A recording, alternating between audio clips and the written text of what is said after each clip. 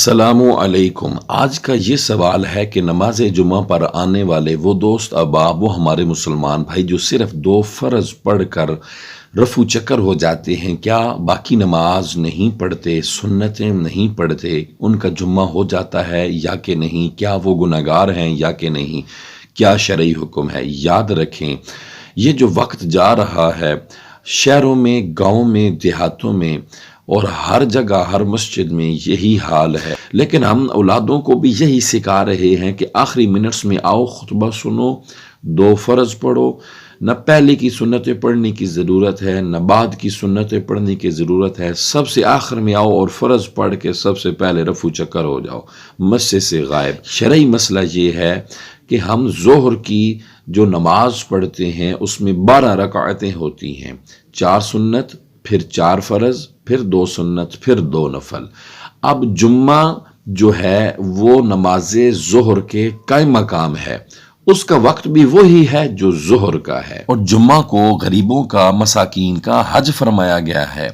اور مسلمانوں کے لیے عید کا دن فرمایا گیا ہے۔ ہفتے کے بعد جمعے کا دن آیا، ہم مسجد میں آئے تو یہ پہلی 4 سنتیں پڑھنا، پھر جمعے کے 2 فرض کے بعد اگلی 4 سنتیں پڑھنا، یہ سنتیں مؤکدہ ہیں۔ پھر وہ 2 سنتیں ہیں، اس کے بعد 2 نفل ہیں۔ نفل آپ پڑھیں تو ثواب، نہ پڑھیں تو گناہ نہیں، لیکن صرف 2 فرض پڑھ کر بھاگ مت جایا کریں، غلط رواج مت بچوں کو دیں، بلکہ مکمل ظہر کی نماز اور جمعہ کے 2 فرض پڑھ کر جایا کریں، کیونکہ جو بغیر کسی شرعی عذر کے پہلے کی 4 سنتیں پھر بعد کی 4 سنتیں چھوڑتا ہے، اور جو پہلے کی 4 سنتیں بعد کی 4 سنتیں چھوڑنے کا عادی ہو بغیر کسی شرعی عذر کے، اگر وہ یہ سنتیں نہیں پڑھتا جو کہ سنتیں موقدہ ہیں، تو وہ شرعی گناہگار ہے۔ وہ اس وجہ سے گناہگار ہے کہ اس نے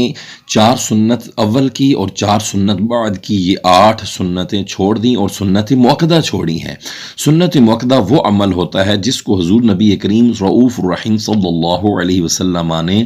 ہمیشہ سے ادا کیا ہو، وہ سنت موقدہ کہلاتا ہے۔ تو حضور علیہ الصلوۃ والسلام نے یہ رکعتیں ادا کی ہیں، اور ایک بندہ آئے وہ بغیر کسی شرعی عذر کے ان کو چھوڑ دے، یا ان 8 سنتوں کو چھوڑنے کا عادی ہو، صرف 2 فرض پڑھے اور رفو چکر ہو جائے، تو یہ دمکٹی اور ناقص عبادت مت کریں، بلکہ 4 سنت پڑھیں، پھر 2 فرض جماعت کے ساتھ پڑھیں، پھر وہ 4 سنت، یہ 8 سنتیں موقدہ ادا ہوئیں، پھر 2 سنت پڑھیں